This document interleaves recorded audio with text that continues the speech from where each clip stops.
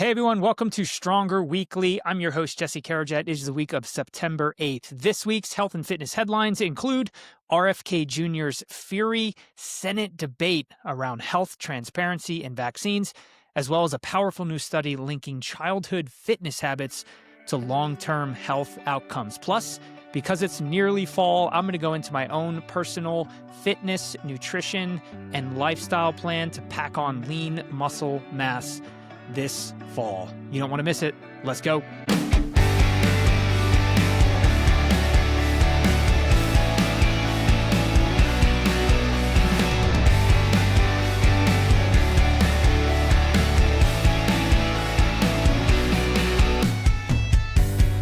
Well, hey everybody, welcome to Stronger Weekly. Thanks for being here. As I mentioned in the intro, fall is coming. I think it's September 22nd. Is the official start of fall. At least that's what ChatGPT told me. I mean, I love the summer, but I love me some fall even more. And it kind of came fast. I wasn't ready for it. We went to a coffee shop on Saturday, one of those beautiful kind of like indoor, outdoor, big place where you can go socialize. And when we showed up, I took the kids into this like green space. And my wife said, what do you want? And I said, something cold, but surprise me. And it surprised me. She came out with a cold brew with like a pumpkin foam topper on it. And I just said, oh, we're doing this, huh? And she's like, yep, they're selling pumpkin stuff. So that's usually a telltale sign that fall is coming. And of course, the NFL season kicked off. My Cowboys went down versus the Eagles on Thursday. Great game. But man, it's just great. It's just great. Just the change and football coming and the cool weather. So I'm really looking forward to it. This week, we got some great topics to discuss. A lot happening in the world of health and fitness. We've got some great health and fitness headlines that we're going to cover here in this episode. And then, of course, when fall comes around, it's one of those moments where a lot of us kind of pull up. It's a different season. If you got kids, they're going back into school. It just feels like a transition. And a lot of us will just reevaluate and assess our habits and our health and our fitness and kind of lean in to a new goal. And for me, what I do seasonally is when September rolls around, I sort of pivot my own training and exercise. And I've got a really good program that works for me specifically to put on lean muscle mass. And later in the show, we're going to dive into exactly how I do that. But first, before we get into that, we're going to hit our health and fitness headlines of the week. The top headline out of Washington this week, RFK Jr., Robert F. Kennedy Jr., returned to Capitol Hill this week, testifying before the Senate in a highly publicized hearing on public health, transparency, and vaccine safety. According to reporting from the New York Times, Democrats pressed Kennedy on his history of promoting vaccine, quote, misinformation, while Republicans framed the session around free speech and government transparency. RFK Jr. accused agencies like the FDA and CDC of being too closely tied to pharmaceutical companies, saying, quote, when the government controls the science, the truth becomes a casualty. Critics warn that his outspoken remarks could fuel vaccine hesitancy, just as updated COVID-19 boosters are being rolled out. COVID-19. I'm literally getting tired of hearing that word. So, takeaway here, this hearing was less about data and debates and more about trust and who Americans believe these days when it comes to their health and recommendations coming from the government. And unfortunately or not, now versus even pre-COVID, a lot of times we're skeptical when we get guidance from the government, from our trusted health leaders, which is sad. And that divide is only getting worse. But, in my opinion, if you're looking for health guidance, find a good, reputable primary care doctor or functional doctor and follow their guidance. And if you have issues, questions, hesitancy, go to people you trust. And those could be online or otherwise. But a fiery debate this week with RFK Jr. on the Senate floor. Speaking of RFK Jr. and Pete Hegseth have created a popular viral fitness challenge. They made headlines over the last couple of weeks with their fitness challenge, which challenges people to do 100 push-ups and 50 pull-ups in just 5 minutes. According to Fox News, Kennedy, RFK Jr., aged 71, joined former Fox News host Pete Hegseth, and now Secretary of Defense, in a fitness showdown at the Pentagon. And again, the challenge, 100 push-ups and 50 pull-ups in just under 5 minutes. Both of them powered through it, drawing cheers from onlookers and plenty of coverage online, and then challenged other politicians and notable people to do the challenge as well. And my takeaway, I have two. Whatever your politics, anytime you have people with really large platforms encouraging people to lean into fitness is a good thing, period. And then my other takeaway, just from watching it, I served in the Marine Corps, and I can remember being in Parris Island in basic and doing pull-ups, and you're giving it your all, and you'd be sitting there, and if you didn't go all the way down and all the way up, you'd hit your pull-up, and the drill instructor just go, nope, nope, nope. And I watched the video of these gentlemen doing their push-ups, and let's just say, nope. They were not full push-ups. But if you haven't tried a challenge like that, I encourage you to do it. I've done it. It's hard, it's doable, and it's pretty awesome.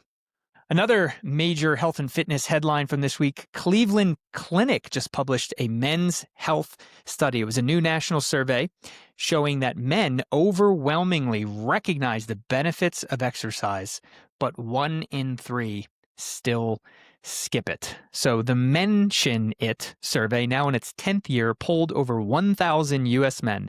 61% said exercise improves their sex drive and their performance, so wanting to do it and being better at it. Nearly half reported benefits of confidence, energy, and mental health improvement, but yet nearly 1 in 3 men admit that they don't exercise regularly. The survey also uncovered widespread knowledge gaps. 72% surveyed didn't know that erectile dysfunction can be an indicator of heart disease. I'll say that again.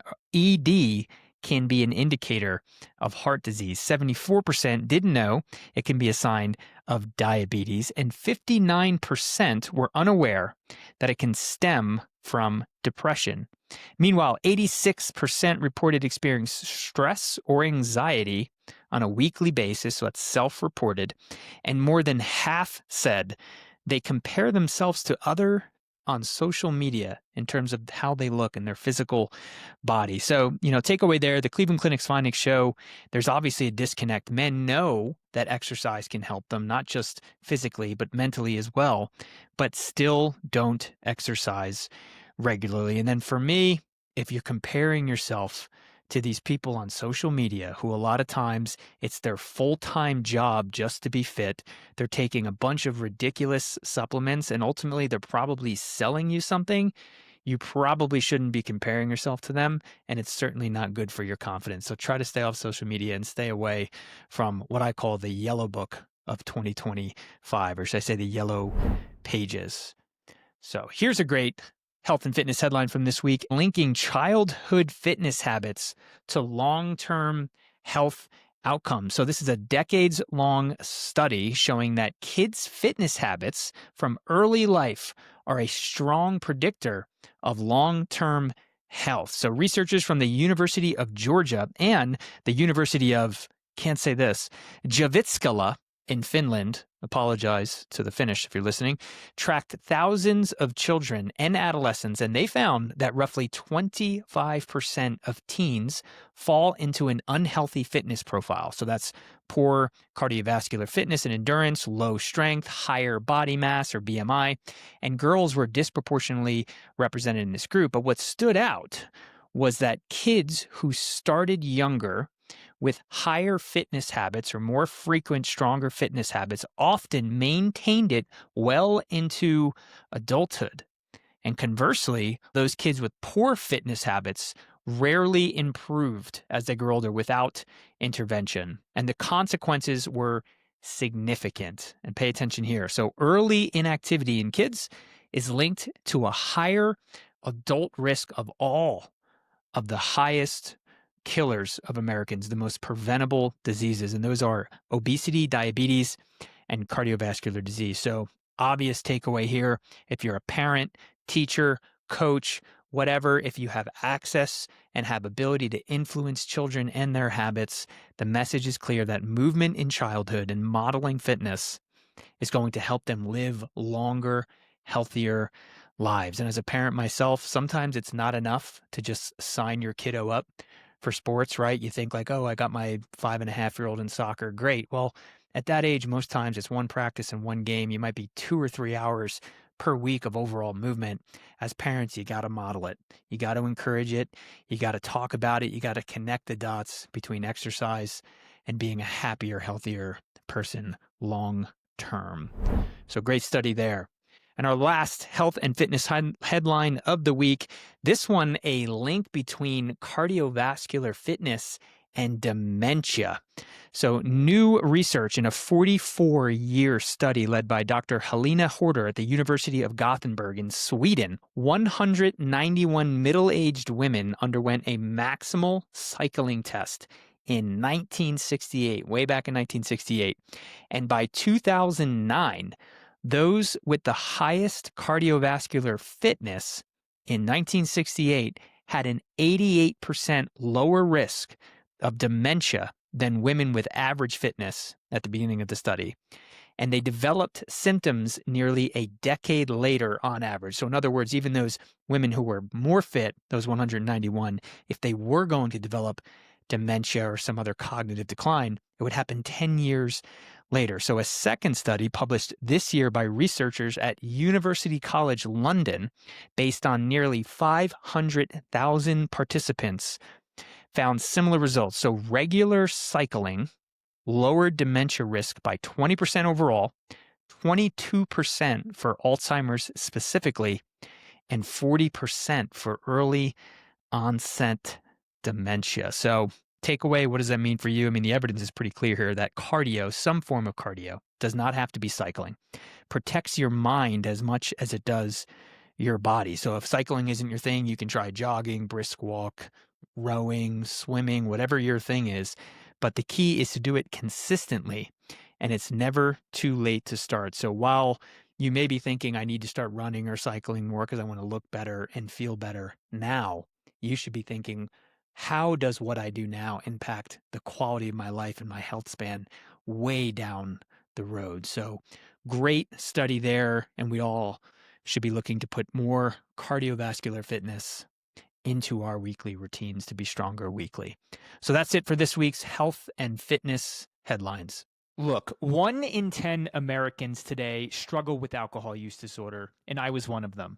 Did you know that there is a safe, science-backed daily pill that you can take to drink less or even quit alcohol for good? It's called naltrexone, a doctor-prescribed medication that you get online, and our sponsor, Or Health, is the nation's leading provider of naltrexone. To date, Or Health has helped over 35,000 people find freedom from alcohol, and I'm proudly one of them. To get started, text STRENGTH to 710-710. Again, that's STRENGTH to 710-710, and get started on your journey to finally find freedom from alcohol.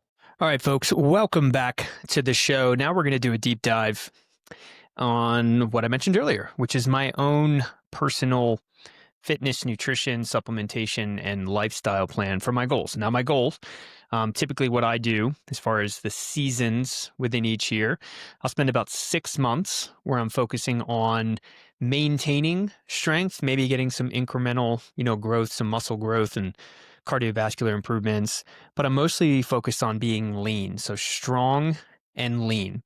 And I typically do that between March and September. I think that's 6 months. March, April, May, June, July, August. Okay, yeah, 6 months. And then I flip it a little bit and I make some modifications from September through March where I'm not trying to get fat, not trying to get chubby, but I focus more on strength gains. I want to gain muscle. I want it to be as much lean muscle mass, understanding that I may go up a little bit in body fat percentage. But I want to maintain my cardiovascular fitness. I'm not looking to, make speed performances or anything like that. But I try to have a well-structured program year-round, and I make little adjustments. So it's September, and I just actually finished my first week of training and eating for this particular season for that goal, that by March, I'll weigh a little bit more. I should be significantly stronger. And then I can start to pull those other levers to lean out. But, I could do 5 episodes on this. So what I'm going to do is I'm going to stay somewhat high level, and I'm going to break up the conversation into 3 sections. So the first section is going to be all about the physical strength and training. Exactly what I'm doing. Now, I'm not going to go into sets, reps, rest, all those things, but the high level structure week over week, right? Because we all want to get stronger weekly, and just kind of, explain why I approach it that way. The second section will be around nutrition and supplementation. Again, those tweaks that I'm making to how I eat, the nutritional lifestyle that I choose, and also the supplements. Now, I'll just say with supplements, I tend to take the same ones year round. And then the last section is more about productivity and recovery. I have 3 little kids. Most of them are in activities. I have a job as an executive in healthcare. I'm a COO. I have this show. I hate to use the B word, busy. Objectively speaking, I think I'm a pretty busy guy. So when you have these ambitious, training goals, sometimes it can get difficult. And I've just learned how to structure my days and my weeks and my months to allow me to be able to hit these goals, and invest the time that I need to invest in order to do this. So let's start with the physical strength training. So again, high level here, but 4 things that I am focusing on. One, and this is science backed, the bro split days where we used to all work out like one muscle group one time a week and come back around the next week, that's gone, right? And if you're doing that, just smarten up, right? Stop it. Most modern research says that it's not only healthy, but it's necessary to hit each muscle group at least twice per week, right? So that's something that I factor into my training structure. Next thing is I'm focusing both on strength, sets and reps, and hypertrophy. And each of my workouts has a lead movement that is geared around strength, like a compound movement, think bench press, deadlift, squat, those types of things. Lower reps, higher weights. That's for your central nervous system and your overall strength. And then as the workout progresses, I introduce more volume. I train in those hypertrophy rep ranges. That's your 8s, your 10s, your 12 reps, etc. So every one of my workouts is structured that way. And the idea there is if you're increasing strength, you're moving more weights when you're working out for hypertrophy, and those things can work together. Now, some guys will just have like a strength block, they call it, when they're focusing just on strength, and then they'll move into more hypertrophy. I find for me that I get the most results when I kind of build them into the same. And a good rule of thumb for me is about 20% of my resistance training is done in that strength world, and then 80% is more in the hypertrophy. So I don't neglect hypertrophy. The third thing is VO2 max training, right? That's where you're working in those really, really upper heart rate zones, zone 4, zone 5 in particular, and doing more like max effort. And my goal is to get 10 minutes of zone 5 heart rate per week. And I try to get those across 2 sessions. There's one particular workout where I tend to see most of that zone 5 work. And for me,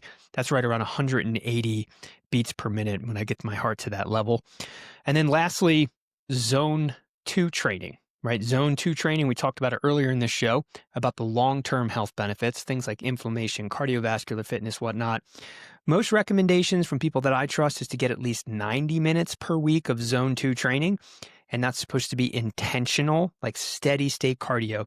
If anyone tracks their heart throughout the week, I found that I'm getting like 3.5 hours of zone 2, because sometimes our heart gets up to that zone 2 heart rate just doing daily life, picking up groceries, walking up the stairs like suddenly, right?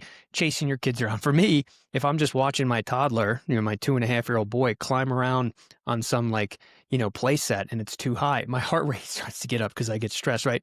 Point is, you're getting zone 2 without knowing it, but 90 minutes of intentional exercise with zone 2 is the recommendations. I try to get that and fit that in my training. So those are the 4 things. So let's just go kind of day by day, and then we'll move into nutrition and supplementation. But for me, I call Monday day 1. My Monday workout is an upper body strength day.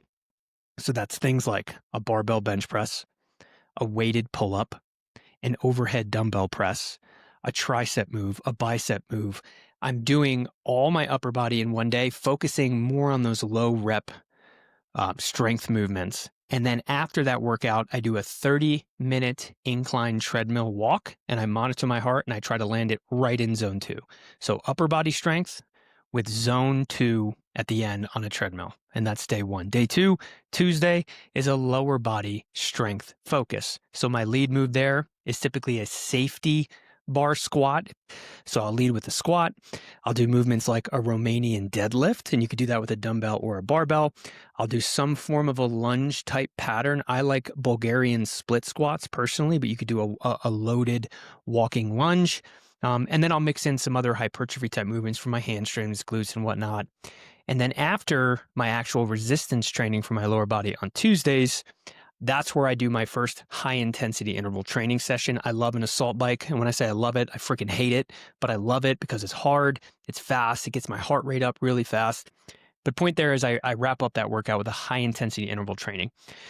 Wednesday, that's a lot of exercise the first 2 days. Wednesday, day 3 for me, I'll do a long, steady state cardio session. If I'm really banged up from Tuesday, that could be another treadmill walk. I could jump on a cycle if the weather's nice and just kind of bicycle for 45 minutes, try to stay in zone 2.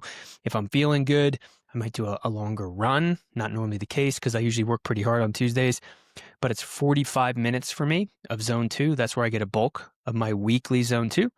And then I try to focus on stretching, mobility. If you're watching a show at the end of the day, instead of just sitting on the couch, you could do a hamstring stretch for both legs, do a front hip flexor stretch, calves, get down, roll a little bit, kind of multitask, but mobility, stretching, and cardio on day 3. Thursday, that's my day 4.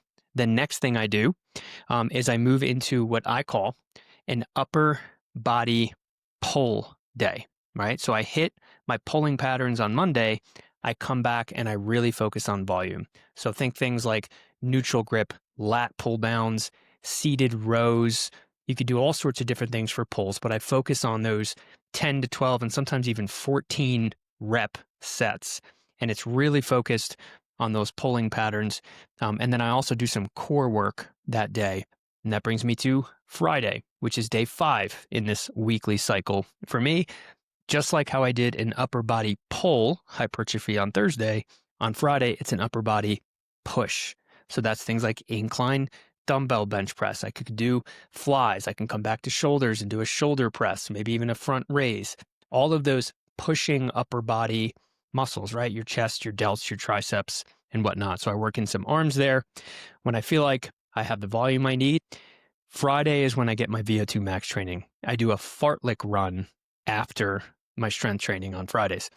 That particular strength training session, normally, because I'm using supersets and kind of moving fast and getting into it, can run me about 40 minutes, which leaves me, based on my schedule and how early I work out, about 25 minutes to really get after it with a fartlek run. Now, fartlek run is a speed interval style training. I do it running, and it's really designed to get your heart rate up in that zone 5, right? So what I love to do, I've been doing it for a long time. I actually learned this from Nick Bare, if you know who that is, founder of BPN Nutrition, just a fitness animal, runner. He's like a hybrid athlete. Anyways, he designed a fartlek run. I don't know if he designed it, but I've been doing it. Some of my friends do it with me. It's a 5-minute warm up, and you just classify that as an easy jog. So you're just jogging 5 minutes, don't want to push yourself. Heart rate might get up around like 135, 140 for me, just kind of going. As soon as you hit 5 minutes, you do what's called a hard run. So subjectively, what's hard for you? If you think about like the rate of perceived exertion, scale of 1 to 10, right? 1 being like nothing, I'm walking. 10 being like I'm sprinting, this is all out and this sucks. You want to be at like an 8 or a 9 for 3 straight minutes. So it's hard. You're running hard. It sucks. You get to that like minute and a half mark. You can't believe you got another minute and a half to go. It improves your mental resilience, but it really gets your heart pumping to respond to the need. 3 minutes. At the 3-minute mark, 2 minutes of an easy run, back to what you did in the warm-up. So RPE, as far as how hard it is, you want that to be like a 4, maybe a 3, depending how you're feeling. And that's 1, right? So it takes 5 minutes, 3 minutes hard, 2 minutes easy, 5 minutes. Do that 5 times back to back.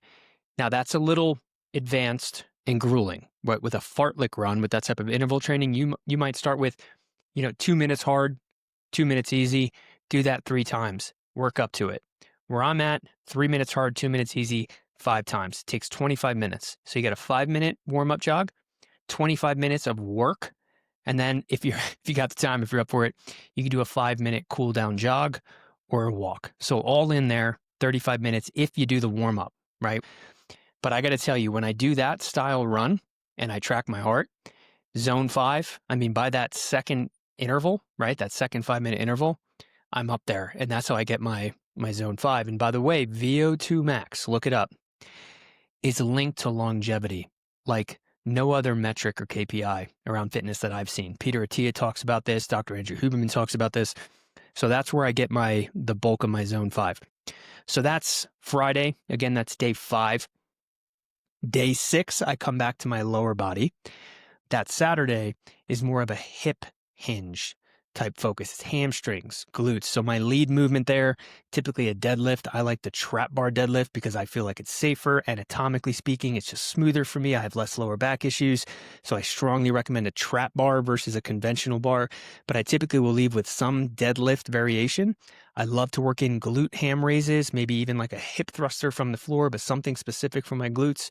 I will do some quad movements. I come back to a lunge. If I did Bulgarian squats on Tuesday, I might do lunges that day. But I tend to kind of ease off the direct quad movements on that Saturday. And then I'll also work in some core work on that day. And then my favorite part of that day 6, that second lower day, is that's where I hit my jumps and my carries, my farmer's carries. So what do I mean by jumps? I love box jumps, that explosive power movement. You're not trying to bang out 20 reps. You can keep it lower. But I love doing box jumps for like explosiveness, and then also carries. So I'll tend to structure those something like this. I might do, say, 6 to 8 box jumps, immediately pick up some heavy kettlebells, walk for 60 seconds, rinse and repeat. So you rest, jump back on, do that 4 times, 5 times, and that's how I like to close it out. Farmer's carries, right? Holding a heavy weight beneath you and just carrying it improves grip strength, core, and I find that improvement, both of those, carry over to my other strength training sessions. So that is exactly what I'm focusing on in terms of my strength training as I go into this season. Look, life can be hard and stressful sometimes. We all know that. But when it comes to supplements, why is it that nobody talks about stress and resilience? For me, I take the adaptogen stack from Momentous Supplements. It's a daily blend of ashwagandha, rhodiola, and L-theanine, all clinically backed to help you stay calm, focused, and resilient. I'm proudly partnered with Momentous Supplements because they are the industry's best. They don't cut corners. Everything's third-party tested, used by pro athletes, and high quality. Head to livemomentous.com and use code STRENGTH for 35% off your first order. Again, that's livemomentous.com, code word STRENGTH for 35% off your first order, and get started today. So I think we all know by now, and if you don't, you should know, that training is, I wouldn't even say it's half the battle. It's like a quarter of the battle, because so much of the physical results come from your nutrition and a little bit of supplementation. We'll talk about that. But nutritionally, here's kind of the 4 most important things that I like to focus on. The first one, tried and true meat and potatoes, science-backed, calories in, calories out. It's almost like a cliche. You don't like to hear it, but it matters, right? So I am intentional in this season that I'm entering to make sure that I'm eating more than I'm burning. I'll leave it at that, right? I don't recommend getting a fitness tracker like a MyFitnessPal and getting like OCD over every single calorie that you eat, but you do have to have a semblance and a plan of how many calories you should be eating and whether or not you're doing that. Now, what I love to do is I have like these like go-to meals. I basically, if I'm eating 4 times in a day, which most days I do, the first 3 meals are near identical. It's easy, it's efficient, you can buy things in bulk, and I eat the same thing. I don't care, right? I'm not like a food savant. I'm not like trying to have like this freaking cooked, spicy, well-seasoned meal every single time. I don't have time for that. What I like to do is just get my nutrients, get my macros, and just have it be easy. But point there is have some idea of how many calories, break them up over the day, have some go-to meals that make it easy, and stick to it. And what should you be eating? That goes into my next kind of pillar that I focus on. That's macros. Now, as far as a nutritional lifestyle goes, there's different things out there now, carnivore diets, plant-based diets, all that stuff. If that's what you're doing, good for you. It's not for me. I tend to recommend and say a Mediterranean or a near Mediterranean nutritional lifestyle is what's best. I mean, it's got great fats, good carbohydrate sources, fish, lean proteins. That's the best way I can describe what I try to do. Although I do love eggs and chicken. That's just is what it is. That's not Mediterranean. Whatever. I like it. But that said, as far as macros go, I'm one of those kind of like even Steven guys, right? I don't have one particular macro that's like off the charts percentage wise. So what I like to do is I stick to my goal body weight. In this case, it's 200 pounds. I take 200. That's how many grams of protein I'm getting that day. And I spread them out through my 4 meals, right? Sometimes I might eat a little more. I love jerky. It's like a little addiction of mine. But then the other 2 macros, most of us may know this, but that's your fats and your carbs, even percentage in terms of calories. And then the next piece, and this is kind of the third pillar for me, I'm a big proponent of carbohydrate timing. Be intentional on when you eat your carbs and surround your workout with that carbohydrate intake and kind of phase it out after the workout. Now, I'll say this works for me because I work out in the morning and I work out fasted. I'm not going to get into that. For me, I found psychologically, performance-wise, I can work out fasted and move around heavy weights just like I could if I worked out 3 p.m. after having like a huge peanut butter sandwich. So let's just say I'm trying to have 200 grams of carbohydrates in a day and I'm focusing on carb timing. That first meal, post-workout, I have 100 grams of those carbs. Don't care. I don't care if that sounds like a lot. I love it. A cup of oatmeal with a banana. I've got 100 more grams of carbs to work with, and I've got the full day ahead of me. That next meal, I might have 75 grams of carbs. I'm still hungry. I'm ready. I crushed the workout. I want to eat those carbohydrates. But if I eat 75 in that second meal, that third one, I got 25 left, and then I don't eat them for the rest of the day. And I found that fuels my workouts and my recoveries, but then I'm not having carbohydrates near the time where I go to bed.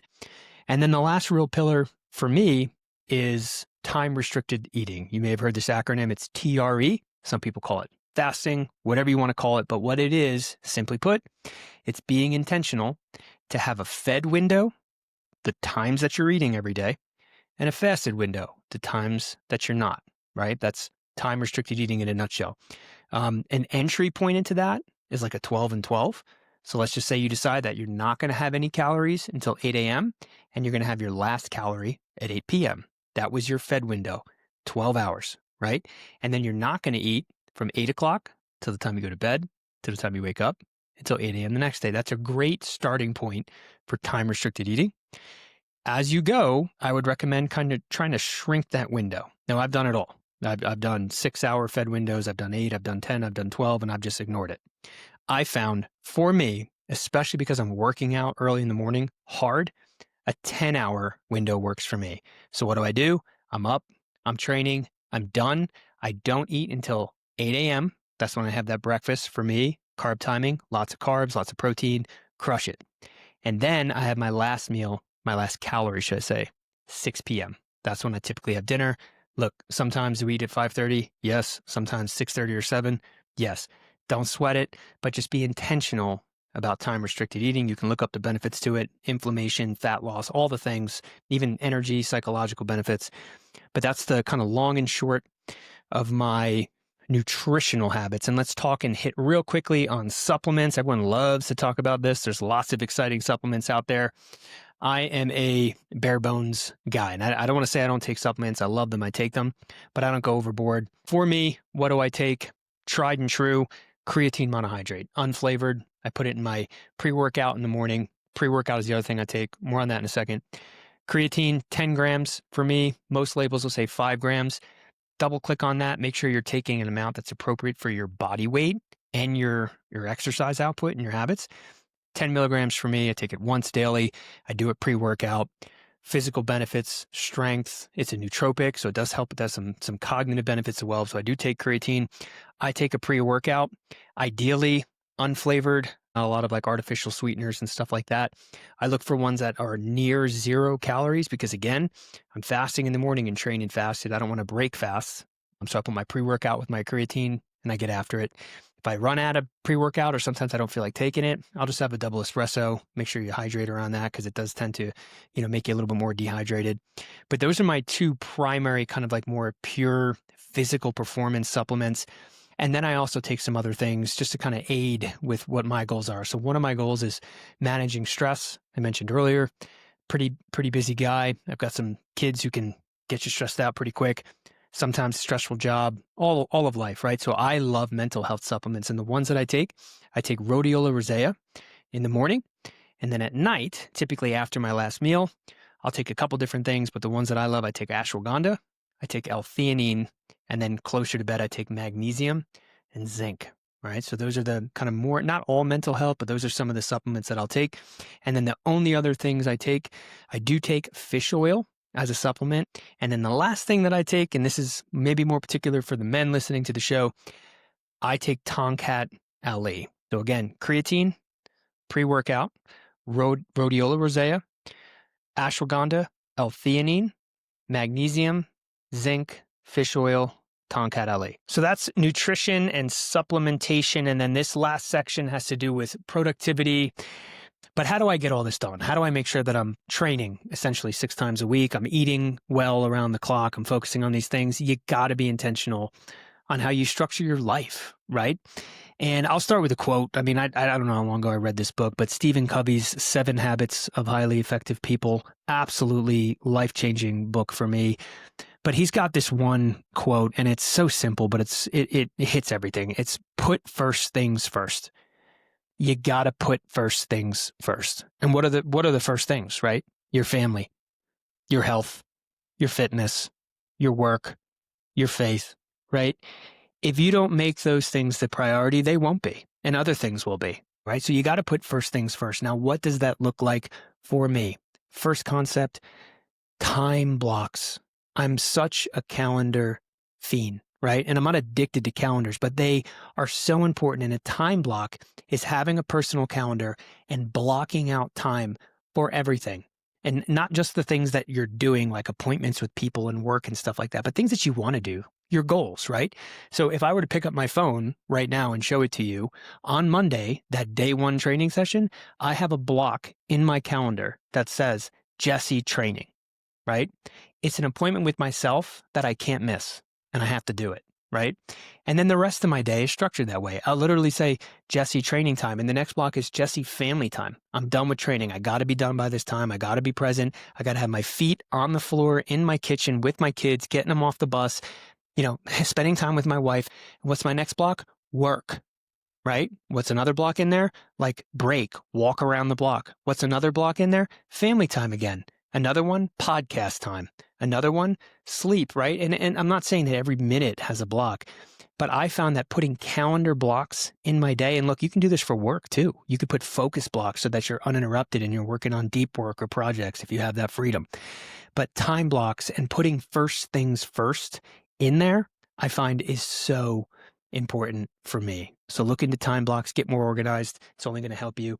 Another thing, this has to do more with like actual recovery and like mental resilience, but doing a cold plunge, right? I don't know if anyone listening has heard all the benefits from it, but psychological, hormonal, mental resilience, grit, inflammation, all the things. I finally started doing it.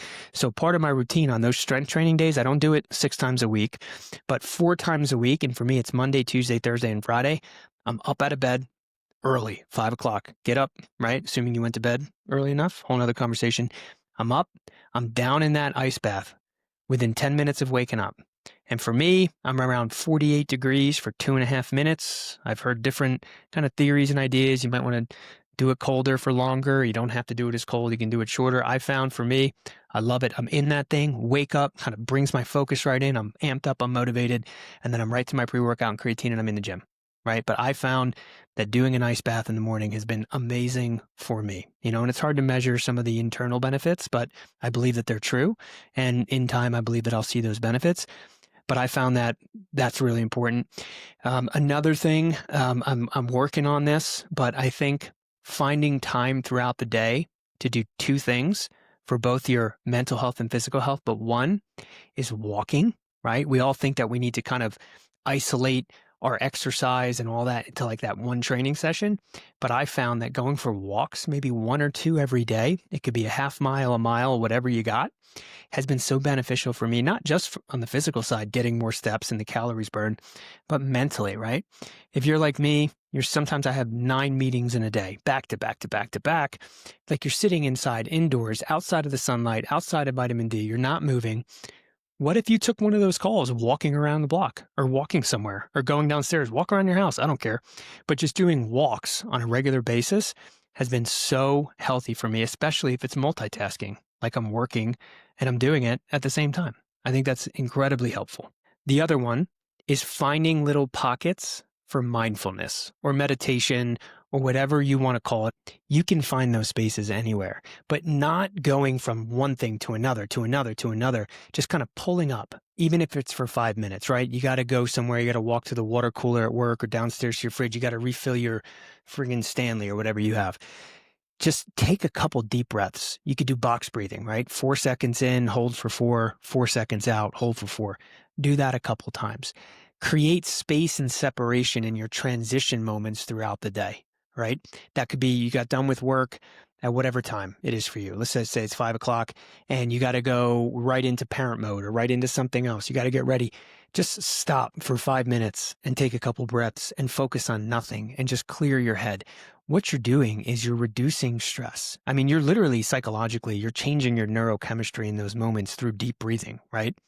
But I found when you're having a stressful day, stressful week, whatever it is, if you focus on mindfulness and just kind of bringing yourself back to your center, you're going to reduce your stress. You're going to feel better. And then those days will go by better and you'll be much more mentally equipped to do your training and to eat right. You're not going to burn out and you're not going to stress out. And then the last one around just, lifestyle, right? Sleep. Do I have to say anything else? Sleep. You want to talk about links to longevity, stress reduction, less disease, overall mental health. Now, what stops us from focus on sleeping? For many of us, it's not planning it and prioritizing it. It's not saying I'm going to go to bed at this time and I'm going to wake up at this time. There's a lot of study and momentum around the importance of sleep consistency as it relates to sleep efficiency, as that relates to deep sleep and REM, and break those down, right? What is sleep consistency? It's going to bed at or around the same time and waking up at or around the same time every day. Why is that important? Your circadian rhythm. You'll fall into sleep faster and sleep deeper when you have sleep consistency. Sleep efficiency is when you're actually sleeping, how much are you awake versus tossing and turning? And a lot can impact that. Stress, caffeine, all these different things. But if you start with sleep consistency, you'll have better sleep efficiency because you're training your body. It's time to go to bed, time to wake up, and you'll fall right into a deep sleep. And from there, right, you'll get more REM sleep and deep sleep. And that's when your body is truly recovering, which is especially important if you have a high stress life. And like me, putting a lot of stress on your body through training a lot, right? So sleep could be its whole episode, but be intentional around sleep. Set a goal, be accountable to yourself to do it. And then in the lead up to that sleep, it's really important. And I'll put my hand up and say this, I'm not the best at this. I'm trying to get better. It's really important to have a routine. They call it sleep hygiene, a routine before you go to bed, right? When are you putting down that stupid smartphone for the last time for the day? What are you doing in bed? Are you swiping and scrolling? Or are you reading a book, which, by the way, is incredible for your focus, your mindset, and also to put you to sleep? I don't know about you. If you ever said, I'm going to sit up tonight and I'm going to read a chapter and 2 pages in, you're out. There's a reason that's happening, but a lot of people think reading before bed can really enhance that sleep efficiency and the deep sleep. But have like an intentional plan, put down social media, put down technology, and start to kind of like slow down and rev down right up to the point when you go to bed. But sleep is something you absolutely have to focus on. So that's it for this week, folks. We hope you enjoyed the 5 headlines, and there's some good takeaways there, as well as my own kind of personal training philosophy there. We're so glad you joined us on Stronger Weekly this week, and we will see you next time. Well, that's it for this week's episode. Thanks for listening to the Stronger Weekly podcast for your health news, fitness insights, and motivation. Wishing you a strong and healthy week ahead. We'll see you next time.